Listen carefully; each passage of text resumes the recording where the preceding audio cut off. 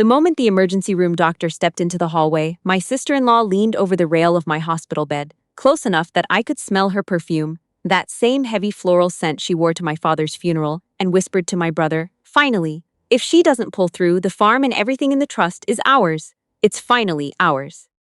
I lay perfectly still beneath the thin hospital blanket, eyes shut, breathing slow, measured, deliberate, the exact cadence I trained myself to hold during the longest cross-examinations of my career, because that is what I am, a Crown attorney, 39 years old, 14 years in Ontario courtrooms, and every one of those years had taught me the same critical lesson: know when to play dead.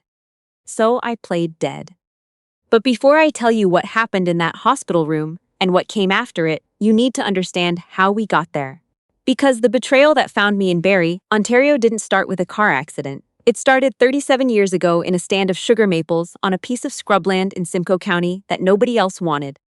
My father bought the property in 1987 with a crop loan from a local agricultural credit union and an amount of stubbornness that had no official name. 160 acres of mixed forest and rough cleared land just northeast of Barrie, with no house on it, and no infrastructure, and no guarantee that the sugar maples along the east boundary would ever produce enough to make the numbers work. He tapped those trees his first April with a hand auger and 5-gallon collection pails, and he boiled the sap down in a second-hand evaporator he'd bought off a retiring farmer in Grey County for less than the scrap value.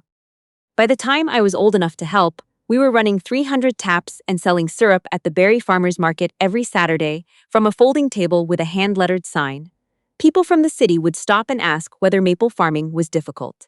My father would look at them with a kind of patient bewilderment, the way a person looks when they've been asked whether breathing requires effort, and he'd say, "You just finish what you start." He was the only person in our family who truly saw my brother and sister-in-law for what they were. My brother had never spent a willing day of work on that farm. When we were teenagers, my father would wake us both at 5 in the morning during sugaring season, dark out, cold enough that your breath hung in the air inside the sugar house, and I was there every time, gloves on, ready. My brother lasted 2 full seasons before the excuses started arriving. Hockey practice, a friend's birthday, a pulled shoulder muscle that healed completely for everything except hauling sap lines. My father noticed. He was not a man who said much about what he observed, but he noticed, and the noticing accumulated quietly over 20 years the way unpaid interest accumulates, invisibly, and then all at once. When my brother married my sister-in-law, my father was polite at the wedding and careful every time she visited after. She came from old Muskoka money, her family had a cottage on Lake Joseph, and she had a particular way of looking around the farmhouse that managed to be perfectly gracious and entirely contemptuous at the same time. She called the property charming. She said the kitchen was cozy. She asked, at 2 separate family dinners, whether my father had ever thought about selling. He told her, both times, that he hadn't. He never would. 8 months before that hospital room, my father died of a cardiac arrest in the sugar house on the first warm afternoon in March. He was 68 years old. The paramedics said the event was massive and likely instantaneous. I have spent the time since trying to find something in that speed that eases the grief, and I still come up short. What I know with certainty is this. 3 weeks before he died, he had updated his estate documents. He placed the farm, the maple operation, and the family trust account, $940,000 managed through RBC Wealth Management, under my Tres Solis administration. My brother received a cash bequest. That was the entirety of his inheritance. There were no ambiguities in the documents and no explanatory note, because my father did not believe in explaining himself to people who already knew the reason. The night after the burial, my brother said almost nothing. My sister-in-law said less. But I caught her standing at the kitchen window during the after-service gathering, looking out at the maple woodlot in the early dark with an expression that had no grief in it whatsoever. I noted it and filed it away, the way I file things in a courtroom when they don't yet have an obvious place in the narrative. I should have acted on that filing sooner. 8 months later, I was driving north on Highway 400 on a Sunday afternoon in October, coming back from the farm after a long weekend alone there, just me, and the property, and the particular weight of my father's absence pressing in from every corner of a house that still smelled like him. I was passing a rest stop just south of Barrie when a pickup truck ran the red light coming off the interchange ramp and struck my driver's side door at roughly 70 kilometers an hour. I don't remember the impact. I remember waking up at Royal Victoria Regional Health Centre, strapped to a backboard with a doctor's face very close to mine, asking me to squeeze his hand. I squeezed it. I went under again. The next time I woke, it was late evening. The room was dim. The monitor beside me beeped softly. and my brother and sister-in-law were both in the room. The doctor had apparently just told them that while I had no spinal damage, there was internal abdominal bleeding that couldn't be fully assessed yet, and the next 12 hours were critical. My brother had nodded. My sister-in-law had pressed a handkerchief to her mouth. The doctor had stepped out.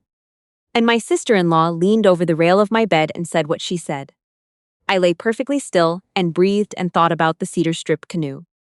My father and I had built it together in the barn over 2 winters. A 1962 Chestnut Prospector design, 16 feet, with ribs he steamed and bent by hand using a rig he built from a surplus propane tank and copper pipe. We sanded every plank until it was smooth as winter lake ice. We fiberglassed the hull on a November weekend with the barn doors sealed and a space heater running. When we finally put it in the water at Lake Simcoe the following June, it floated perfectly, and my father stood on the dock for a long time looking at it before he said anything. Then he said, "You just have to be patient enough to finish what you start." My sister-in-law had asked, at Christmas dinner 2 years earlier, whether the old canoe in the barn was worth anything to a collector. She had already done the research. She had a number in mind. Lying in that hospital bed, listening to her breathe, I felt something go very quiet and very cold inside me. The same stillness that settles in at the beginning of a trial when the evidence is already built, and I am simply waiting for the precisely correct moment to present it. The morning shift nurse came in at 6. My brother and sister-in-law stepped out for coffee. The moment the door clicked shut, I opened my eyes and pressed the call button. When the nurse came in, I asked her to help me sit up. She was startled. I told her I needed 2 things: a glass of water and my phone for the bag on the shelf. She checked my vitals, frowned at my blood pressure, then handed me the phone.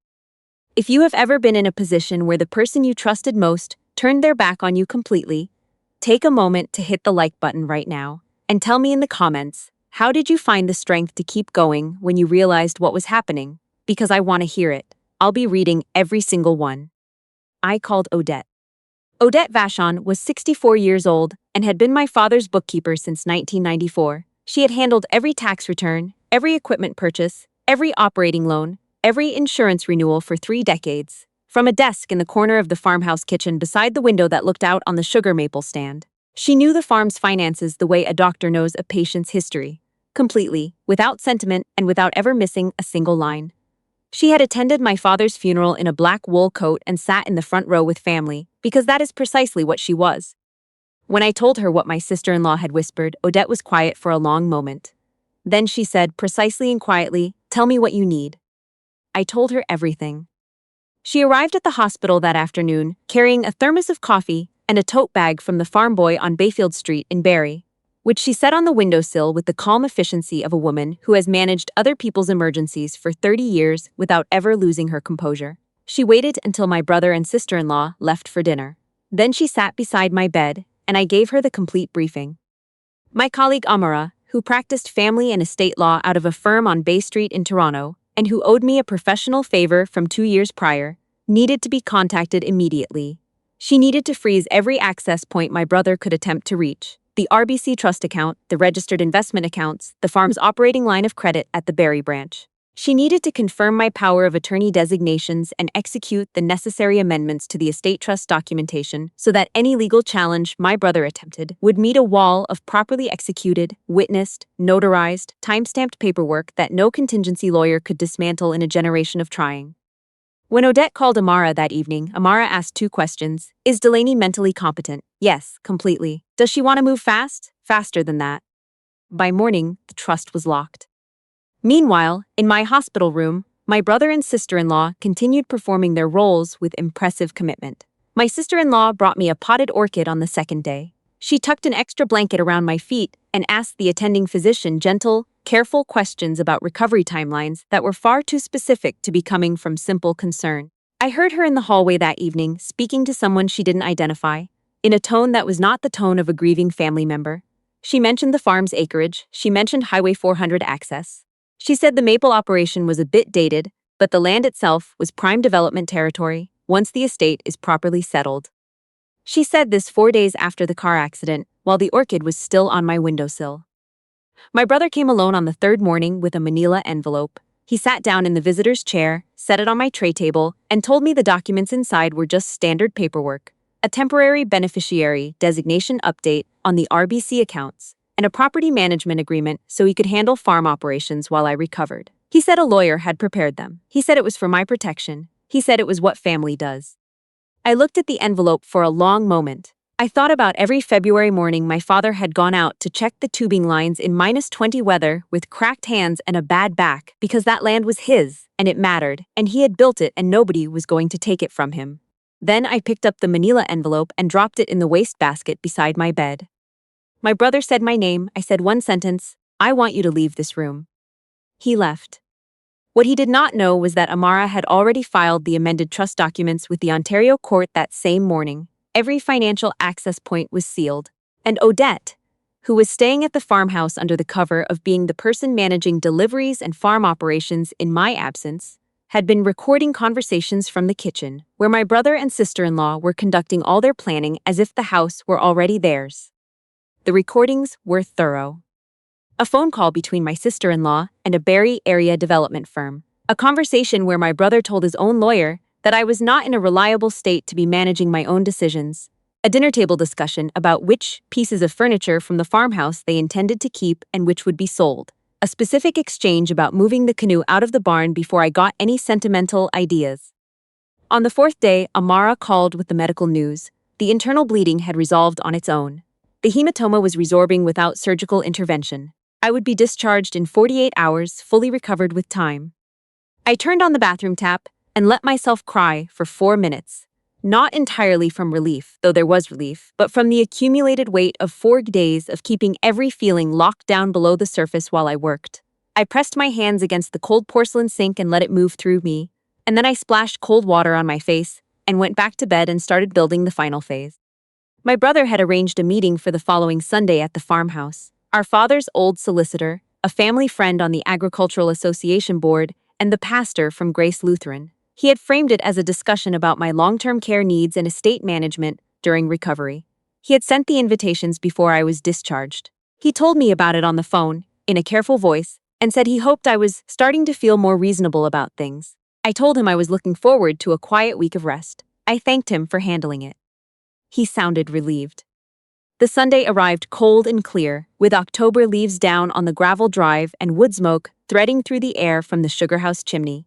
Odette had the old percolator going when the pastor and the solicitor and the board member arrived.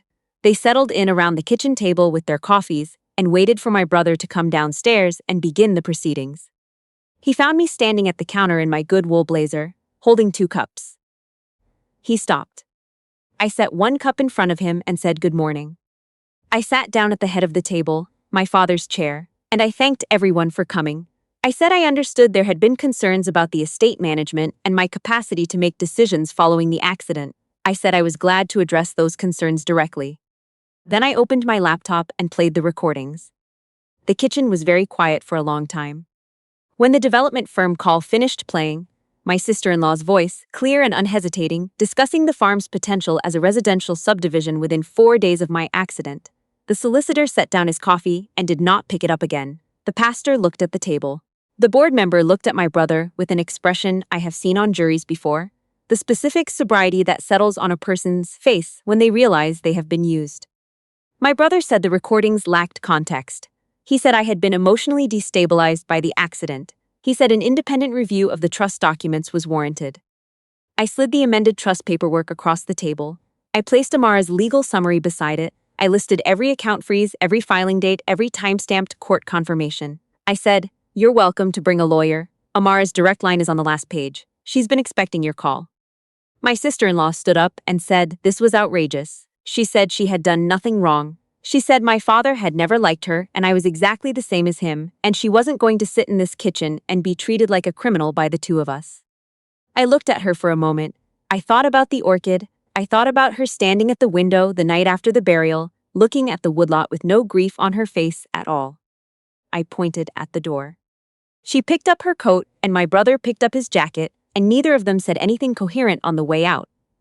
I heard her heels snap on the porch step, and I heard them swear, and I heard the car doors and the crunch of gravel, and then just the October's wind and the maples along the fence line, and the quiet of a house that had always been my father's and was now only mine.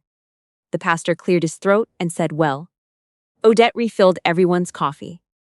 My brother filed a formal legal challenge to the trust document 6 weeks later, undue influence, on the theory that I had been manipulated by Odette while compromised by sedation.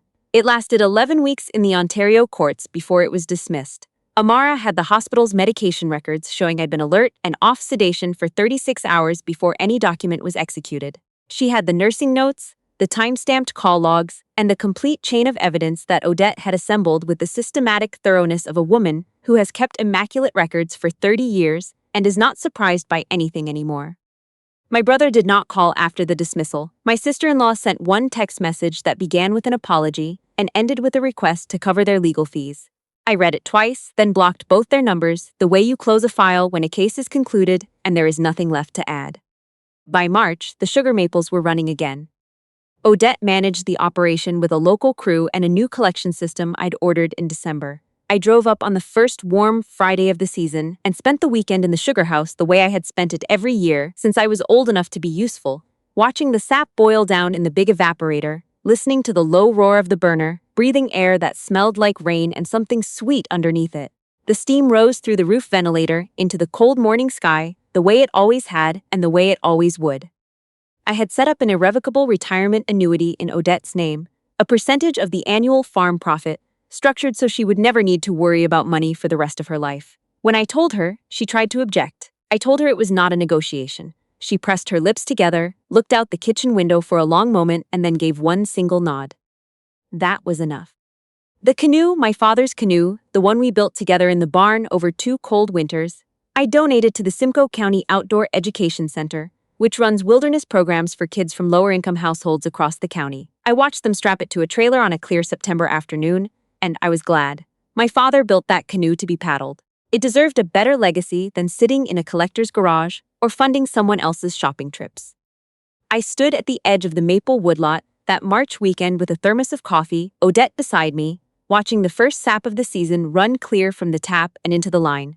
It was cold enough that our breath hung in the air between us, and the woodlot was still bare, and somewhere in the stand a pair of nuthatches were working their way down the side of a tree the way they always do, head first, unbothered. Sometimes the people who earn their place at your side matter infinitely more than the people who were simply born into it. My father understood this. It was why he put his name on the paperwork and chose carefully who he trusted with the rest. I squared my shoulders, pulled in a long breath of cold early morning air, and went back inside to finish what he started.